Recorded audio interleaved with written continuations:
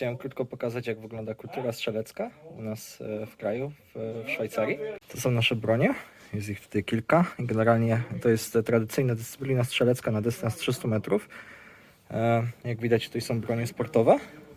Generalnie tylko kilka rodzajów broni jest dopuszczonych do użytku. Te dwie po prawej to są bronie sportowe.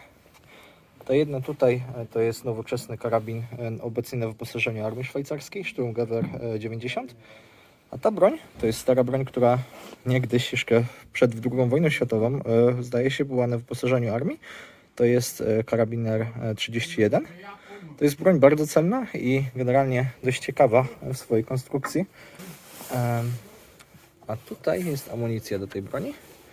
To jest tak zwany GP11 albo inaczej Gewehr Patrona 11, czyli pocisk karabinowy 11. I to jest amunicja kalibru 7,5 mm, dokładnie 7,5 na 55. Tak wyglądają stanowiska strzeleckie. Tutaj mamy automat, który przy oddaniu strzału pokazuje na tarczy kierunek, w jakim pocisk został oddalony od celu oraz ile punktów. Maksymalnie można zdobyć 10 punktów. Dystans, na który strzelamy, to jest 300 metrów. I tam w dali to są nasze cele. To jest dystans 300 metrów. Tarcza ma średnicę 1 metra i pola są oddalone od siebie o 10 cm, czyli trafienie 10 punktów oznacza trafienie w okrąg o średnicy 10 cm. Jeszcze w ramach takiej ciekawostki, jak widać, tam w dali jest dom, ale cała strzelnica jest w ten sposób skonstruowana, że jeżeli ktoś się znajduje tutaj na stanowisku strzeleckim, to nie jest w stanie trafić w ten dom, ponieważ są tutaj panele balistyczne, które zasłaniają, no, że tak powiem, pole strzału, gdzie można by było oddać jakiś ślepy strzał i zrobić komuś niechcący krzywdę. Ale co ciekawe, po prawej stronie jest też las i tam jest ścieżka, ale generalnie są znaki, które mówią, żeby tam nie łazić w trakcie strzelania. Strzelanie się odbywa tylko raz w tygodniu. No a tutaj jeszcze widać stanowiska strzeleckie dla pistoletów na dystans 50 metrów. Teraz kolega będzie ładował broń, którą, co ciekawe, dostał w spadku po swoim dziadku. To są naboje kalibru 7,5 mm. Amunicja się nazywa po niemiecku GPL albo Gewehr Patrone 11, czyli pocisk karabinowy 11. To jest amunicja jeszcze z czasów przed II wojną światową.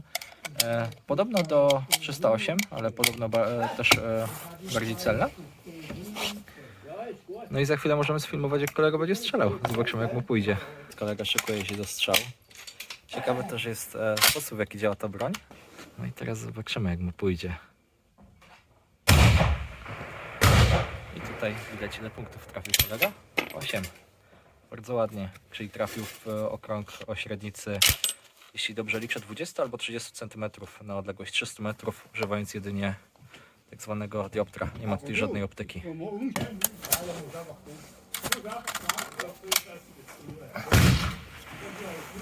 A tutaj ja będę próbował oddać strzał.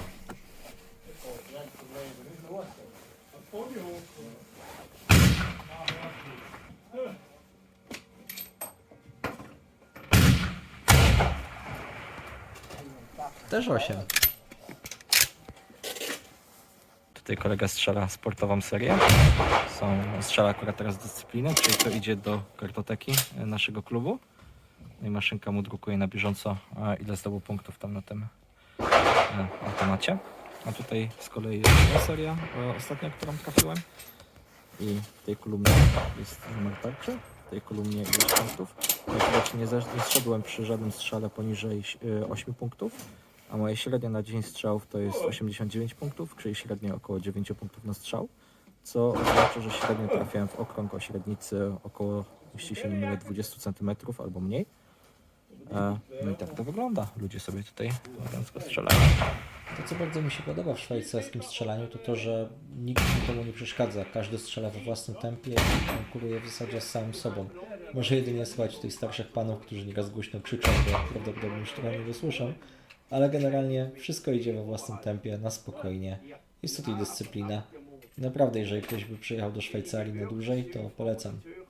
Z drugiej strony, jeżeli ktoś chce trochę poszaleć, oczywiście w bardzo przenośnym tego słowa znaczeniu, to można spróbować na przykład strzelać szybciej niż normalnie. To jest coś, czego właśnie spróbowałem tutaj na tym klipie. Stwierdziłem, że bardzo długo zajmuje mi celowanie i tak na dobrą sprawę to wpływa negatywnie na celność. Więc jako eksperyment stwierdziłem, że spróbuję oddać strzały jeden po drugim, najszybciej jak tylko mogę. Oczywiście celując jakoś w miarę sensownie. No i tutaj padło 7 punktów, ale już kolejny strzał jest bardzo dobry, 10 punktów. No i jak widzicie, nie tracę zbyt dużo czasu na to celowanie. Kolejne 10 punktów. No i tutaj już się trochę podekscytowałem, bo chyba spojrzałem kątem oka na tą tarczę. 9. No i na koniec już mówię, wow, ale mi idzie, tak? I poszło oczywiście 8. Tu już na sam koniec chciałem pokazać, jak wygląda czyszczenie broni, ponieważ pod koniec strzelania należy oczywiście broń wyczyścić.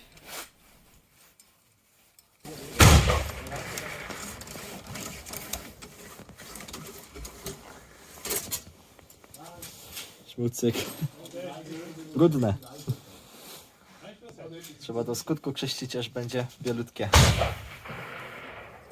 Trzeba dbać o broń. Zwłaszcza taką starą broń. Troszkę dodać, żeby pokazać, jak broń jest na stanowisku do czyszczenia, mogę pokazać, jak wygląda ten nasz cały diopter. Może uda się nawet sfilmować, co przez niego widać. I w sumie... O, tak to wygląda, cały proces celowania.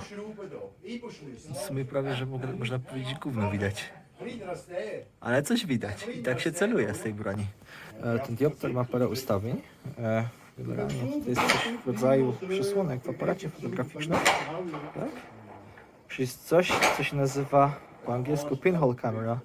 Trochę tak to działa w zasadzie jak obiektyw z przysłoną. Jest jeszcze jeden bajer, mianowicie kolorowe szkiełka. Można na przykład żółte sobie ustawić, purpurowe, zielone. I czasami to trochę pomaga w zależności od warunków pogodowych. Ja generalnie strzelam najczęściej na neutralnym, szarym filtrze, dlatego żeby nie było za jasno. A tutaj z kolei można skorygować ustawienia właśnie tego celownika. TIF to jest jak ktoś trafi za płytko, to w tą stronę. Hoch, jak ktoś trafi za wysoko, to w tą stronę. I tak samo tutaj jest links, rechts, czyli w lewo lub w prawo. W ten sposób można korygować diopter. A na końcu z kolei wygląda to tak. A tu szczerze mówiąc, co to robi, to bladego pojęcia nie mam, bo nigdy w życiu tego nie ruszałem i chyba nie powinienem. Co tu jeszcze można dodać? Suwadło. To nie jest tak jak w Mosynie, tylko chodzi w przód i w tył. I tutaj jest bezpiecznik, czyli w ten sposób broń jest zabezpieczona, a jak jest w osi strzały, że tak powiem, to broń jest odbezpieczona. A cały ten zespół można wyjąć, o tak, tak to wygląda.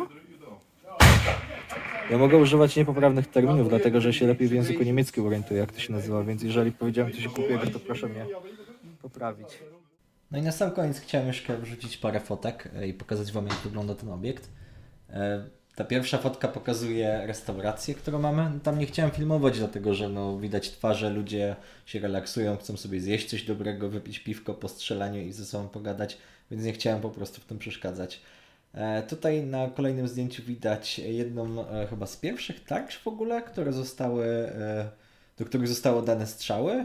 No i widać rok 1904 i to faktycznie te strzały, które tutaj zaznaczono, padły wówczas. Tak samo widać na tym zdjęciu, czy raczej na tym malunku, co ciekawe, że tych tarcz było znacznie więcej jeszcze w ówczesnych czasach. Ten dom, który na początku widzieliście, on się tutaj również na tym malunku znajduje po lewej stronie, więc on musiał tam stać od dobrych 100 lat, zdaje się. No i tak samo widać ten las, tak? I w zasadzie wiele się tutaj nie zmieniło. Jedyne co się zmieniło to, że tych tarcz jest obecnie mniej. Ich było, zdaje się, wtedy bez mała 20, a obecnie mamy ich, zdaje się, 8. No ale wciąż strzelamy, tak? I nic nie wskazuje na to, żeby ta tradycja miała zaniknąć jakkolwiek. To jeszcze tak, żeby dodać, to zdaje się, że to wszystko jest subsydiowane przez wojsko i generalnie sama ta dyscyplina jest dość tania, jak na obecne warunki, tutaj w kraju jak na warunki zarobkowe, ale również nawet jak na polskie warunki bym powiedział, że jest tania, dlatego że wyobraźcie sobie, że płacimy tutaj składkę, która wynosi około 100 parędziesięciu franków albo nawet 100 franków na rok czyli około 500-600 zł. A sama amunicja jest dość tania, dlatego że płacimy, zdaje się, 40 rapen za strzał, czyli to jest jakieś, nie wiem, 2 zł z groszami, to jest praktycznie rzecz biorąc nic. No i samo wchodzenie na strzelnicę nie kosztuje nic, to jest wszystko w ramach składki członkowskiej. Więc gdyby ktoś znalazł się tutaj na dłużej, czy chciał spróbować, to naprawdę zapraszam. Jedyne co tu jest wymagane to to, żeby mieć pozwolenie na pobyt czasowy lub oczywiście na pobyt stały bądź obywatelstwo. Czyli jeżeli ktoś tutaj ma pracę, to oczywiście nie ma żadnego problemu.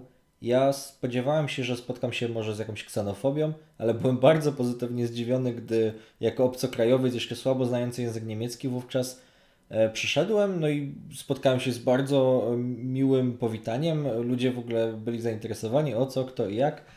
Pokazali mi z czego się strzela, jak prowadzić broń później. Zaprosili mnie na próbne strzelanie. No i od tego momentu tak naprawdę złapałem bakcyla i strzelam już tutaj od przeszło 2 lat. No i wszystko wskazuje na to, że będę dalej strzelał. Dlatego, że naprawdę kultura strzelecka w tym kraju jest super i mogę ją jedynie naprawdę polecić i bardzo się cieszę, że mogłem nagrać ten film, żeby zaznajomić rodaków z tym, jak to tutaj wygląda. Mam nadzieję, że podobało Wam się moje wideo i cóż tu jeszcze dodać. Dziękuję za uwagę.